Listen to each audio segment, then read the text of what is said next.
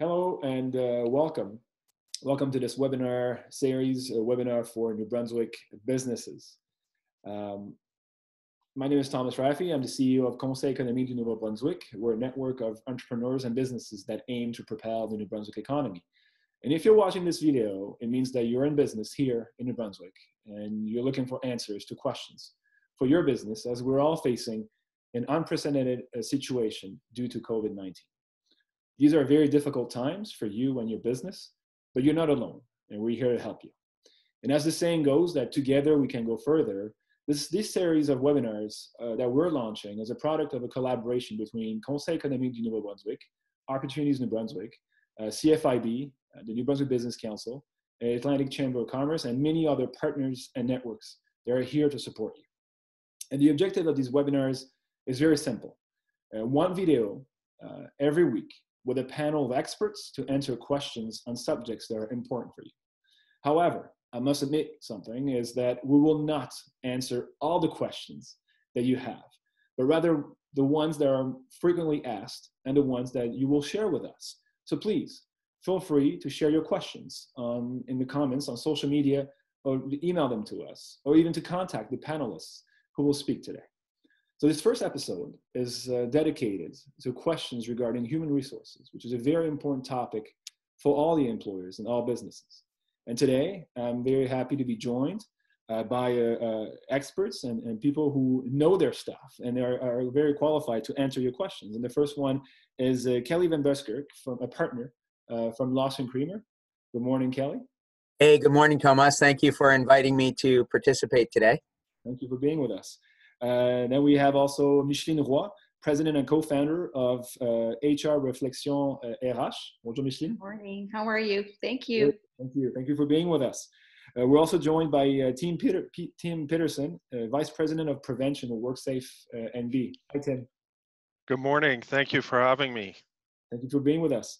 We're also joined by Natalie Houlihan-Melanson, manager with Work in NB. Hi, Natalie. Good morning. Thank you, Thomas. Thank you for being with us. And we're also joined with a team from Employment Standards. We have Paula Udigan, Katarina Sutherland, Andrew Speed. Thank you so much for the three of us for being with us. It's our pleasure. Thank you. Thank you. So without further ado now, we'll start off with the first presentation from Kelly. And I'm loading up the PowerPoint right now. Kelly, the mic is yours. Hey, great. Thank you, Thomas. And thanks to all the panelists as well for including me in this discussion today, which is an important discussion. The questions that have been coming forward from employers, not only in New Brunswick, but across Canada in respect of the COVID-19 crisis are very voluminous. And so I've identified here just a couple of the questions that are very common. One is, look, if you have an employee who has been coming to work but showing symptoms of infection, a fever, runny nose, or a cough, employers wonder, can they send that person home? And as you'll hear more fully from Tim, the reality is that employers have an obligation under occupational health and safety law to reasonably ensure the safety of their workers. And so in a circumstance like this one, the short answer is yes, you can require an employee to go home in those circumstances in order to protect your workforce. A second question that's come up is, what about an employee who's been out sick or perhaps just out of the office on vacation and that person wants to return? This is a question that's come up frequently from employers. What can you as an employer do to ensure that that returning employee won't transmit some illness or the COVID-19 virus if it's applicable to them? And there are ways that you can, as an employer, reduce the risk that would be faced by the rest of your work team. One way to do that is to address the return to work with a certificate that would be signed by the returning employee. The certificate would address a couple of specific issues. For example, it would confirm that the person has not been outside of the province of New Brunswick during a designated period, say the month of March. It would also confirm that the person has not been in contact with another individual known to have COVID-19. And thirdly, it would confirm that the individual is not demonstrating symptoms of any illness at this point in time. So there are ways that you can reduce your risks and the risks that would be faced by your employees on the return of a coworker. Now, keep in mind, in order to protect privacy and also to protect an individual's human rights, the kinds of questions that you ask on a form like that one should be carefully reviewed, and employers can review those questions with their own lawyers to make sure that they're not offending other legislation and legal obligations. And then a big question, the third question is, what if you have to lay off employees due to a business shutdown? What if your business, as an example, is one of those businesses that has to be shut down as a consequence of the state of emergency declaration here in the province of New Brunswick? This is a complicated question, unfortunately. The simple answer under the Employment Standards Act is that sections 31 and 33 provide for layoff without notice in circumstances such as this one, and the Minister of Post-Secondary Education, Training and Labor has issued a notice to that effect. The complication comes with other rights that employees have under their employment contracts. Those contracts can be either written contracts, collective agreements, or common law implied contracts. And the case law says that an employer is not entitled to lay someone off just in any circumstances. And so there is a risk to employers that a laid off employee could make a claim for constructive dismissal if laid off, even in this COVID-19 context. But the arguments against that would include, the intent of the Employment Standards Act and those sections that I just referenced, plus also the indication that in a government shutdown declaration, the employer has really no choice. And so consequently, this is not a case where the employer made a unilateral decision to lay off employees, but instead was required to do that by virtue of a government order. So those are some of the considerations that employers are making, not just here in New Brunswick, but across Canada. Those are complicated questions, but employers can inform themselves through means like this one, Tomas, that you're bringing forward. And secondly, employers can try to understand the issues and then contact their own lawyers to seek specific clarification on the precise issues that they're dealing with in their workplaces. Thank you very much, Kelly. And as you mentioned, these are very much case-by-case basis, and the best advice is to contact a lawyer. And your contact information is on the screen, so we invite people who are watching this video to contact you or their lawyer for more specific answers to their questions. Thank you so much for your presentation. Thank you. And Thomas, if I might say, I'm going to just blank out my screen, not to be impolite, but just to ensure that I don't distract listeners as Natalie and the others speak.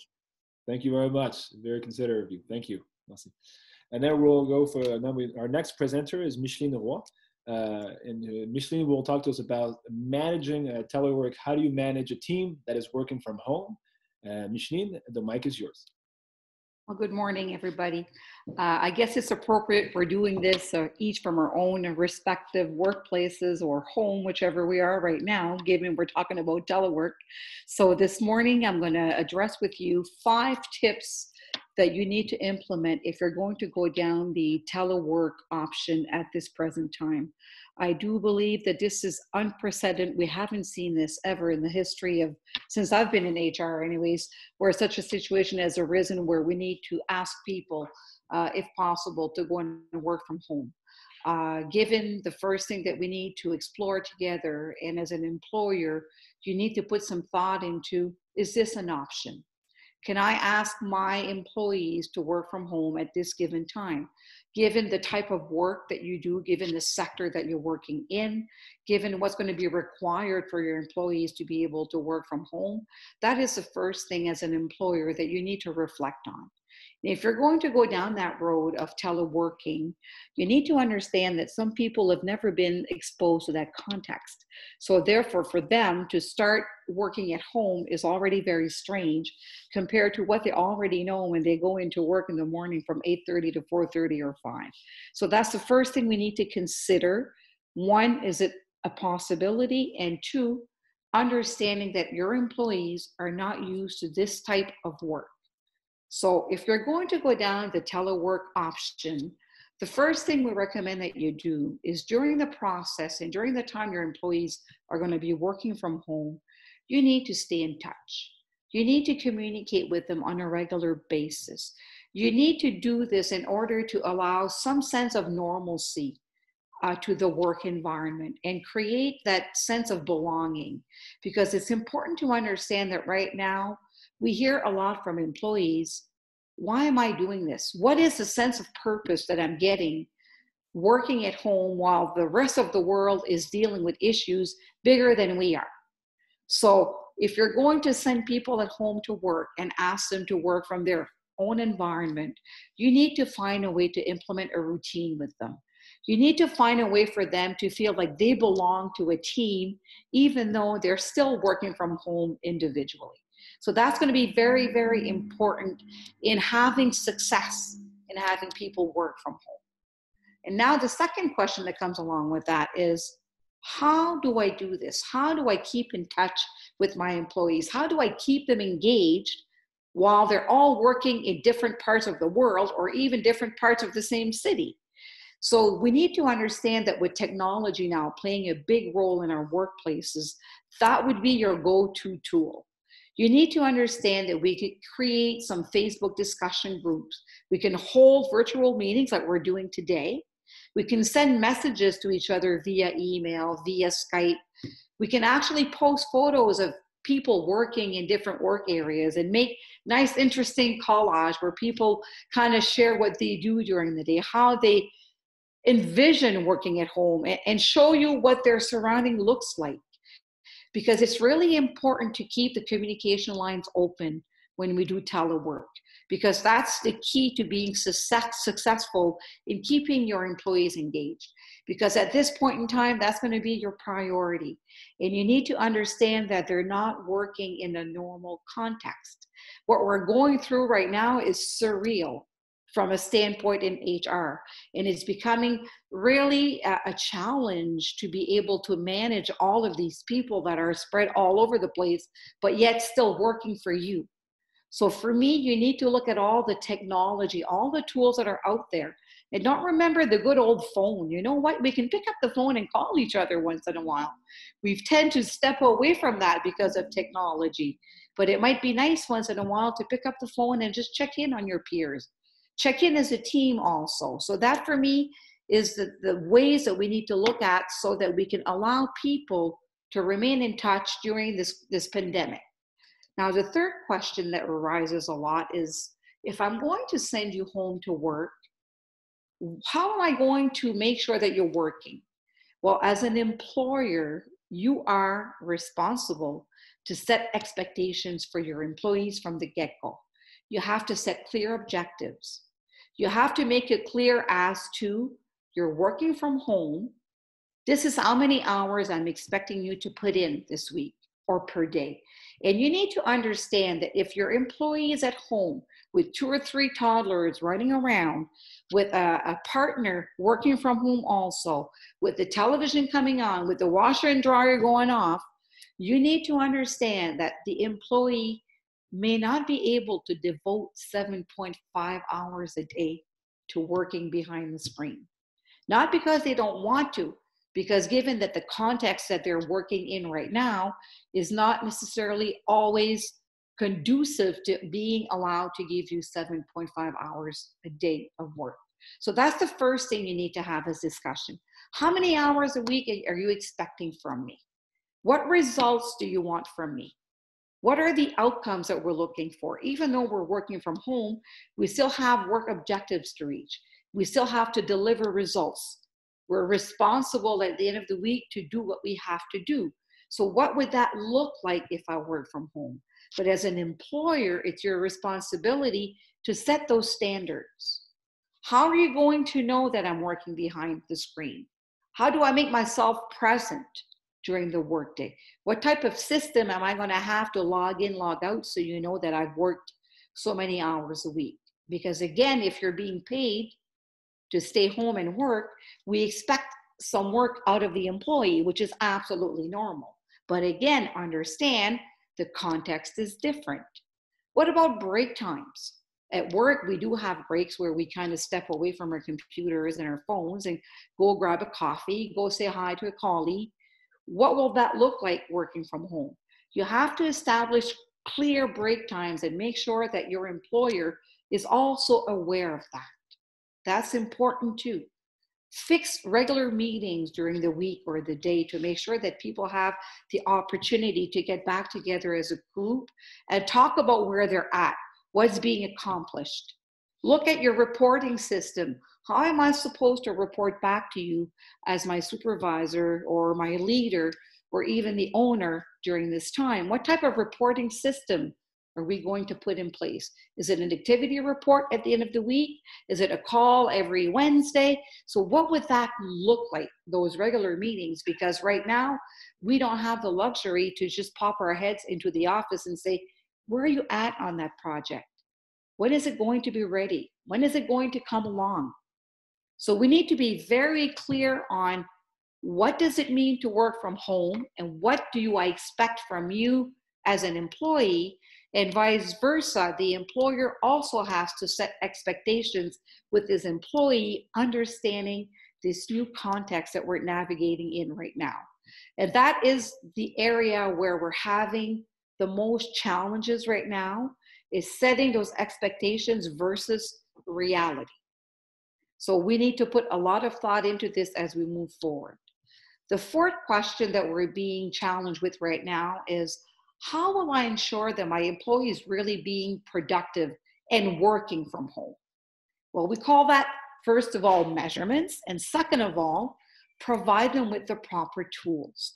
If you're going to go down the telework option, you need to make sure that all of your employees have all the proper documents on hand, have all the information that they need, that they have access to the computer system, the logouts, the passwords, whatever they would need to be able to go retrieve information. Those famous VPNs that we know that we work with from home, that we plug into our computers, that we have high-speed internet. Some people probably live in the country, so maybe their high-speed internet is not something that they have the luxury of having. So that has to be considered in your expectations. Provide them with a laptop, a printer if necessary. Ask them to have a work area which is less conducive to distractions. Because again, working from the corner of your kitchen table is not necessarily the same as working in a room where you have access to privacy to have phone calls and to go onto a web meeting. Provide them with paper, even with pens and pencils if required. But if you expect them to deliver results, you also have to be able to provide them with the basics that they will need to be productive when they are working from home. So that's what we recommend that you look at when you talk about telework. And the last question that I'm being challenged with, and which is the one where I will say exactly and repeat what Thomas said earlier, I don't have the answer to this question in full because the answer changes from day to day, is how am I going to manage my own expectations as an employer, but also as an employee? And the first thing that I have to put forward, given that this is unforeseen, we've never worked in a context like this, we've never had the community, our employees, the world itself put under so much pressure, we need to understand that the first thing that we need to do is to be very patient with each other. And we need to be able to put forward transparency in communication. We need to be able to look at what are we expecting versus what can really get out of the situation. We need to take into account that these people need to adjust to this new way of living, first of all, and second of all, this new way of working. Again, we're not operating in a normal context. We need to take into account distractions that might arise in the workplace. We need to also understand that employees are concerned right now. They're preoccupied. Their mind might not be focused on the task at hand. And again, people are looking for a sense of purpose. So as an employer, when you set your expectations, you need to totally understand that your employee right now might be concerned with his own health, his parents' health, his children's health, the fact that we are being confined also with the added stress that we need to deal with. Those need to be measured and taken into account when we set expectations, when we do telework, especially in this particular context. And lastly, it's very important in this very difficult time to remember to practice empathy and to practice active listening with your peers. And also, I encourage you to encourage your employees to seek information in the right sources. People tend to navigate towards social media, which is very easily accessible. But people need to make sure that whatever information they gather, it has to be validated. It has to come from a source where the expert provided the information. Right now, I'm telling most employees, try to stay away from social media for part of the day. Try to distract yourself. Don't forget to laugh. Have fun. Even if we do telework, send that joke that will make everybody smile. Send that positive quote via email that will remind you why we're doing this. Because right now, I have to say that keeping employees focused is very difficult given the context that we're navigating in. But if we have honest discussions with our employer, we're transparent, we're not afraid to talk about the real things, we can find solutions to make sure that telework is going to be successful, but we have to be realistic. And we have to understand that once this is over and we need to go back to work, employers need to look at what will that look like? What will our new work context look like after this crisis? And how do we prepare for that? And how do we deal with our employees moving forward? And I expect that in HR, the needs that we have today are going to be much different in a week, 2 weeks, 3 weeks from now, because of the outcome and the impact of this crisis on both employers and employees. And I really implore you to be kind to each other and please to be mindful. Be mindful of your peers and be kind to the people that are trying to help us go through this crisis.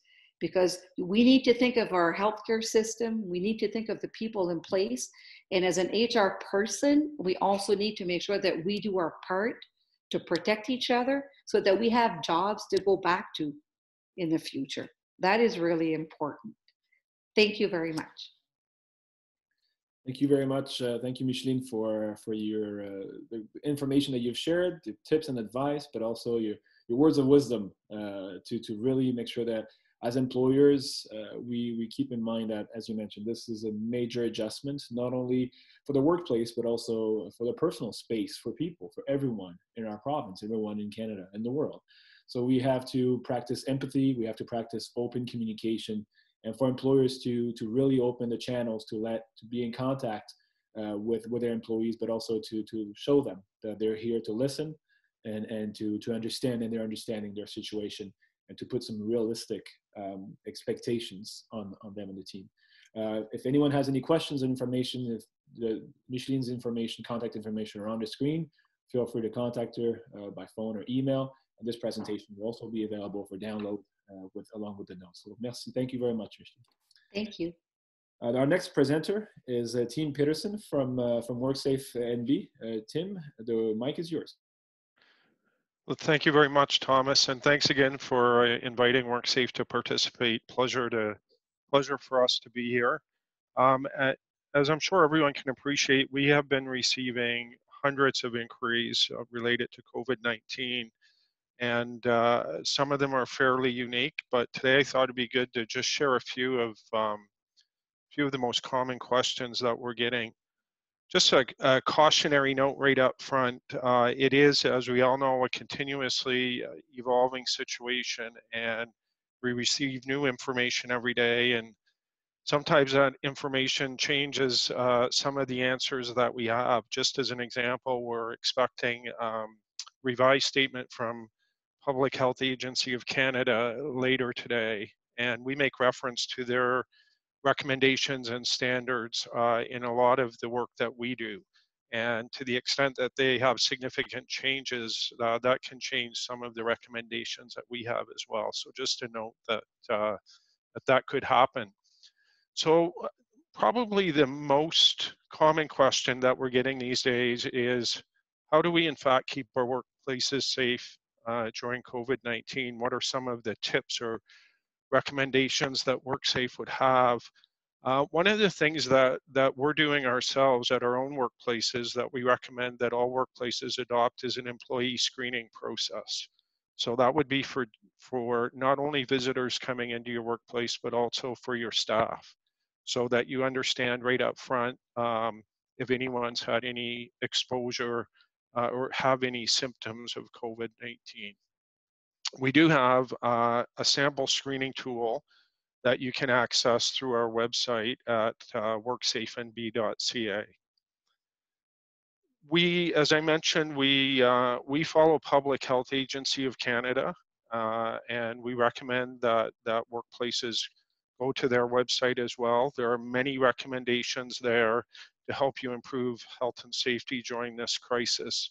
A few of the key ones from PHAC include having your staff work from home if possible, considering other strategies such as flexible work hours, staggered starting times to the workday, and the enhanced use of technology rather than face-to-face meetings. One of the really key things is your leadership, and the leaders in your workplaces really need to be communicating with your staff on a daily basis about the importance of protecting themselves and protecting others. Social distancing protocols, having those in place really goes a long way to helping. As we all know, that's keeping a distance of at least 2 meters from each other as well as from our clients. We encourage, of course, frequent hand washing, ensuring hand wash stations are equipped with adequate soap and hand sanitizers and are readily available at all times. And then to follow the self-isolation requirements for folks who have been traveling. And it's good to keep an eye on those daily because they have changed over time. So keep an eye on that. And certainly visit Public Health Agency of Canada website. There's lots of great information there, and as well on our website at worksafenb.ca. There's a ton of great resources for everything related to health and safety in the workplace with respect to pandemics. Second question that we're getting a lot is around the right to refuse work. So the question has been, if the worker feels that it's unsafe in his workplace because of COVID-19 concerns, do they have a right to refuse work? And the answer to that is yes. Every worker in our province has 3 fundamental rights. They have the right to know about health and safety in their workplace. They have the right to participate in health and safety initiatives in their workplace. And they have the right to refuse work that they think puts them in harm's way or puts one of their colleagues in harm's way. And these rights are the same during a pandemic situation. What I would say is that situations where workers exercise right to refuse dangerous work are usually unique. There are unique circumstances in each situation. So we'd have to look very carefully at the individual situations. But the basic steps when you want to exercise your right to refuse is you first notify your immediate supervisor. You give them an opportunity to correct things to your satisfaction. If they're not able to do that, then you approach your joint health and safety committee if you have one. And then finally, you would notify WorkSafe. And we would dispatch a health and safety officer to do an investigation of each situation. So it's I've oversimplified it. There are quite a few more steps to it, but suffice to say that yes, in fact, every worker maintains that right to refuse dangerous work. Again, I would refer you. We have our communications team has put together some great materials and a great video specifically with respect to right to refuse. So I'd encourage you to check that out. A third question that we're getting a lot is, my employer required to have a plan to deal with COVID-19? And if so, are they required to consult with the Joint Health and Safety Committee in the development of that plan? The answer to the question is yes, your employer should have a plan to deal with COVID-19. The very first thing that you need to do is you need to look at the conditions of the state of emergency that was declared by the province to make sure that you in fact can continue to operate your business. Many businesses are allowed to continue to operate, but some businesses have to shut their doors. So you have to first make that assessment. If you determine that you in fact are able to carry on your business, then the requirements under the Occupational Health and Safety Act remain. And those requirements are all about the fact that each workplace has to take reasonable precautions to ensure the health and safety of their employees. And with respect specifically to COVID-19, employers have to put specific measures in place to protect their employees. The state of emergency also requires every employer to identify critical functions and reduce your staffing to minimal levels. And you have to take every reasonable step to prevent persons with symptoms of COVID-19 or persons who have traveled outside the province in the last 14 days from entering the workplace. The second part of the question was, does the employer have to consult with the Joint Health and Safety Committee? And what I would say is, generally speaking, whether it's COVID-19 or other health and safety issues, that it's a great idea to consult with your Joint Health and Safety Committee, but sometimes timing dictates that you need to take action before you consult. The most important thing is you get preventative measures put in place. So that means following up with the committee after the fact, then so be it. But you want to take proactive measures to get those things in place. A fourth question that we're getting a lot of inquiries about are with respect to tradespersons and going into private homes to make essential repairs, whether that involves water or electricity. There are many reasons why homeowners need that expertise to come in. And really, as a tradesperson, the first decision that you need to really consider is, should you accept the job or not? You really have to take your time to assess the risks of going in and then make an informed decision about whether in fact you should really accept the work. If you do accept it, then again, the requirements of the Occupational Health and Safety Act and the regulations continue to apply. And as I mentioned before, we require you to follow the Department of Public Health guidelines, including social distancing and proper hygiene. I go back to a previous point and say I would strongly recommend that you use a screening process to ensure your safety. So when a client calls and requests a service, then take the opportunity right at that point in time to ask some pretty basic screening questions to the homeowner, and then you can make a more informed decision about whether you should go in. If you find that the risks are just too high, or you don't have the proper personal protective equipment, then it's recommended probably that you wouldn't take on that work. And then the final question that I'd like to chat a little bit about is with respect to manufacturing, specifically food processing. We've been getting a lot of questions about that, and most specifically about the social distancing and the 2-meter separation between workers, which, as I'm sure you can imagine, in some processing industries is extremely difficult. So the question has been, what other measures can we take to make sure that we're properly protecting our employees?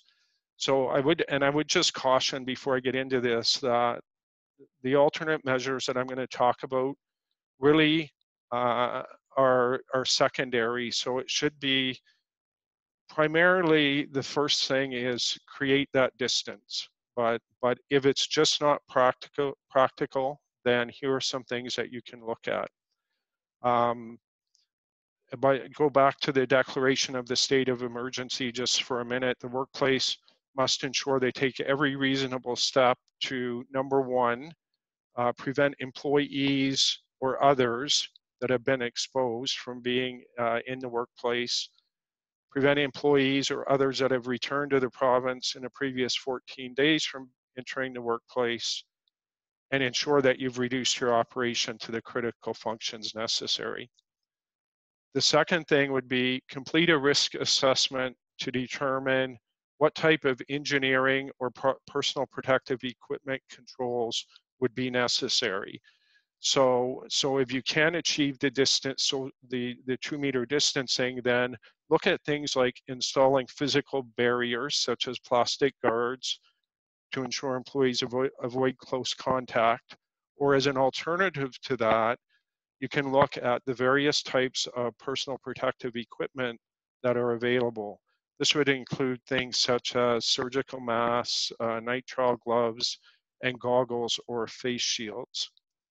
And you have to consider your environment and whether these measures will work. So if you're in a processing environment where there's, that's producing sort of wet conditions, then a surgical mask may not be the answer. You may have to look at using some type of a reusable respirator instead. If you choose PPE, personal protective equipment, as the mode of protection, then there are additional measures that you need to take. You need to make sure that your employees are trained in the safe use, cleaning, and disposal of that equipment. You'll need a code of practice on respiratory protection, and you'll need to ensure that your PPE is properly maintained. That's really critical to all of this, to have properly maintained equipment. And then the other final thing I would say is that you have to make sure that distancing, the 2-meter distancing, is something that's applied not just on the production line, but also in other areas of your facility, which would include your lunchrooms and changing areas, as an example. And those really are the most common questions that we're getting, Thomas. And again, I thank you very much for the opportunity. Hopefully people will find that information useful. And I just finish off again by saying there is a lot of guidance, a lot of tools available on our website. So please check that out at worksafenb.ca. Thank you very much. Thank you very much, Tim. And I believe that the answers that you shared with us on this video will be made available as well from a PDF format. So thank you so much for the information and the contact information that you've shared. And I know that you must be very busy, or you and your team must be pretty busy in this time answering and fielding questions from businesses from all across the province. So thank you very much. Our next presenter is Natalie Houlihan-Melanson, and she's a manager with Work NB. It's a Work NB presentation. Natalie, the mic is yours. Thank you for inviting Working NB to this episode. It's a pleasure to be here. We are receiving, like other presenters are mentioning, we're receiving many questions during these days. I will focus on the four most frequently asked questions at this time. So the first question is, are there services that Working NB can provide to employers during the state of emergency? The answer to this is yes. Working NB, through Human Resources Support Services, can support employers by having a dialogue. And this is about their current and future human resources needs. This can include providing guidance to employers who may be faced with a temporary closure or a reduction in services during the pandemic. This can also include supporting employers who find themselves having to hire additional staff during the pandemic because of the nature of their business and a need for an increase in their labor force. Employers are asked to call their local Working NB office. We have offices across the province. Contact information can be found at the Working NB website, which is gnb.ca. We encourage all employers to reach out to us with their questions. The second question is that's most commonly asked is, what is the status of services provided to employers who have been engaged with Working NB? We continue to support employers who have been engaged with the department on or before March 17th, when government departments were reduced to provide essential services only. This includes commitments to payments, contracts, and ongoing dialogue that's relating to their human resources needs and realities. As a third question commonly asked these days, does the province have any support to help employers to maintain their employees' workers during the state of emergency in New Brunswick? Working NB recognizes, as Micheline mentioned earlier, that helping your employees through this challenging time is of great importance. The federal government has announced a number of ways to assist through Canada's COVID-19 economic response plan, including support to employers in avoiding layoffs and benefits to individuals. In addition to this, GNB is partnering with the Red Cross in order to offer a special one-time benefit of $900 qualified New Brunswickers. This is called the New Brunswick Workers Emergency Income Benefit. The benefit is for individuals who have lost their job, been laid off, or lost all revenues through self-employment on or after March 15th. More information about this benefit will be provided in the coming days. As the fourth commonly asked question, when we resume to regular business, what are the Working NB supports that will be available for employers? By providing an opportunity to engage with employers during the pandemic, Working NB will be finely attuned to the needs of employers and the labor market, and to plan its post-pandemic service delivery in accordance to those needs. Working NB is committed to continue its new philosophy of providing flexible interventions to employers. This will include ensuring that interventions meet the future needs of employees and employers. Thanks. Thank you, Natalie, for the information that you've shared. And I invite everyone to contact Working NB, their regional offices, for more information. And we'll make sure to share your contact information as well if people have further questions. Last but not least, we have our next presentation, the Employment Standards crew and group that has joined us on this webcast. So I will invite Paula to present some of the frequently asked questions that they're receiving on the employment standards. So Paula, the mic is yours. Thank you so much for inviting us this morning. We're so pleased to be here and to be of assistance. So the Employment Standards Branch has really one single mandate, and that is to administer the Employment Standards Act. And this act outlines the minimum requirements, minimum standards of employment for employees. So on that basis, I would simply suggest that employers are always free to offer more than the minimum, whether it's leave with pay instead of leave without pay, or a longer leave granted, or what have you. So with that, we'll begin with the first question. I've just been told by my employer that the hair salon I work for has closed its doors due to COVID-19. is the employer obligated to provide me with a notice of termination or layoff or pay in lieu of notice? No. Under Section 31 of the legislation, we know that the employer is exempt from having to provide a notice to an employee where there is an unforeseen circumstance. And historically, we've defined that as an act of God, you know, a mini hurricane, a rainstorm, a windstorm that damages, for example, an employer's infrastructure, and an employee cannot come to work. So we suggest that COVID-19 will fall under the purview of an unforeseen circumstance. And in that case, an employer, again, does not have to give notice or pay in lieu of notice to the employees that are being sent home. Having said that, there's a link at the end of our presentation which will lead employees to the different leaves that are available to employees under the legislation. All of the leaves except one are without pay.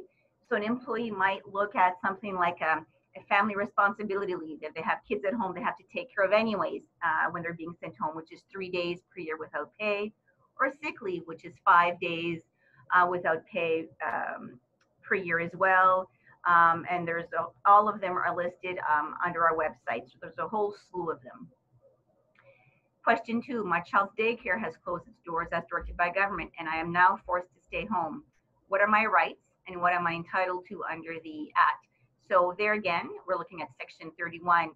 The daycare has closed due to this unforeseen circumstance, which is COVID-19. And there again, the employee goes home from their employment and the employer does not have to give that employee notice or anything else. The employee simply goes home and tries to access leaves under our legislation.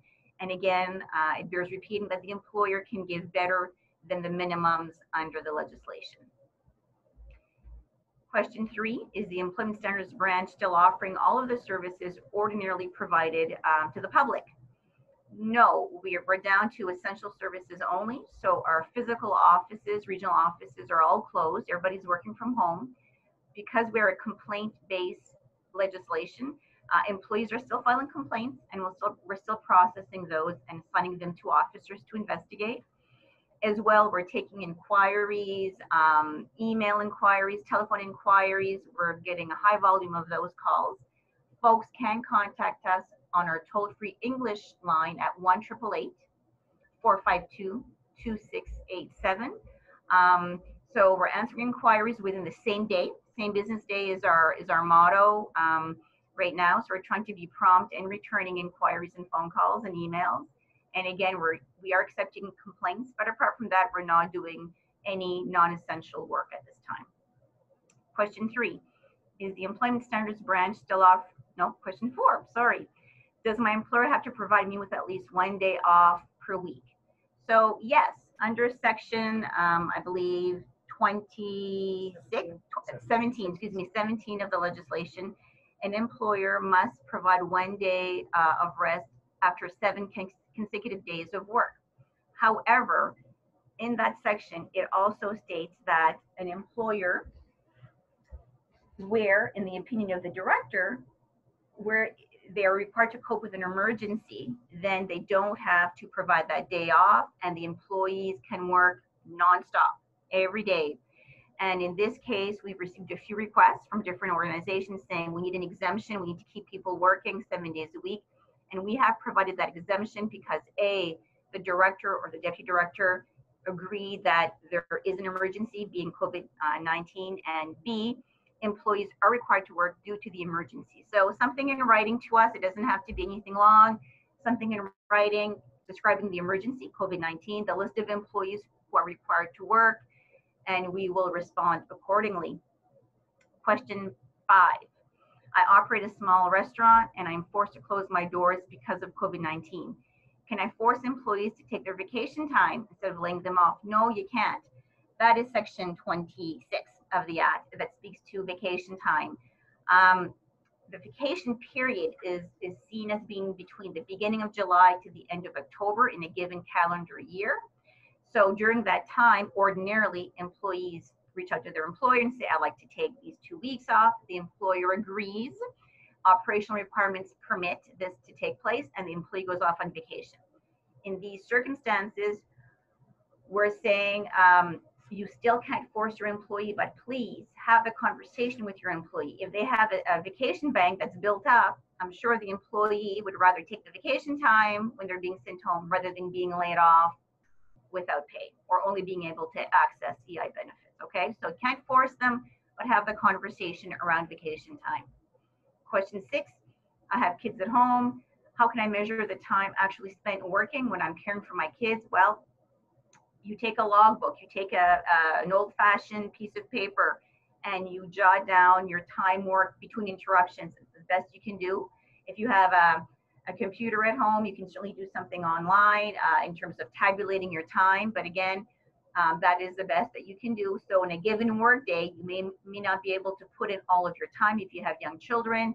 Again, it's just important to track. So for example, you work from 8:30 to 9:15. Then you resumed work at 9:45 until 11:30. Follow what I'm saying? Then you took a pause, and you went back at it. So that's the answer to question 6, and those are all of our answers. Thank you for listening. Thank you very much. Thank you, Paula, and your team at Employment Standards for being available to answer questions from employers. And here is the contact information, the phone number that you've shared with us is on the screen, as well as links to further information that employers may need on your website. And I believe they can definitely reach you if they have any more questions. So we'll invite everyone to do that. We're supposed to also have someone to talk to us about employment insurance and all the help that's out there from on the federal level. However, the person was not available to attend the call of this video today, but we'll make sure to have someone in the upcoming episodes. However, we still have the information on the presentation on this video, but also on the PDF that will be shared with the video. You will have information on how to submit for assistance online, as well as further information on employment insurance sickness benefits and the process and how to properly apply. There's also the emergency care and emergency support that's available that you should definitely keep in mind, as well as leave related to COVID-19. That's new as of March 25th, 2020. So make sure to follow the information, the steps, and the information is very well detailed on Service Canada's website. And I won't provide any further information because I am not an expert and I do not work for Service Canada, so I don't want to lead anybody in the wrong direction. But the information listed here should help you find some basic information, and then we'll definitely have someone provide further information. There's also details recording record of employment and how to properly issue a record of employment in these current conditions to your employees, as well as information regarding the work sharing program that's implemented as a temporary measure to support employers and employees facing a downturn in business caused by COVID-19, as well as some details regarding the Canada Child Benefits and the Canada Student Loans. And this is the email address and contact information for Service Canada in the Atlantic provinces. So this ends our video webinar. I want to thank all of our panelists for participating in this webinar. Thank you for sharing your information, your advice with respect to human resources. Human resources is a very important area for all of our businesses, regardless of their size, of their sector, of the region here in New Brunswick. So thank you so much for your very valuable information that you've shared with us today. And as you can see, if you're watching this, as you can see, we were not able to answer all the questions about human resources matters within this call, within this video. So please don't hesitate to contact us on social media or email, or even contact our panelists directly for other questions. We want to invite you to share themes and subjects that you want to see in the next episodes. And thank you again to our panelists for your time. I know you are very busy these days. And thank you also for all the partners that I've mentioned early on in the video. Thank you for all the support from the various organizations and networks to make these videos and this series of webinars possible. The next videos in our series will be posted towards the end of next week, so please stay tuned. And finally, don't forget to follow the directions and advice, practice social distancing, and please take care. So thank you, everyone. Have a good day.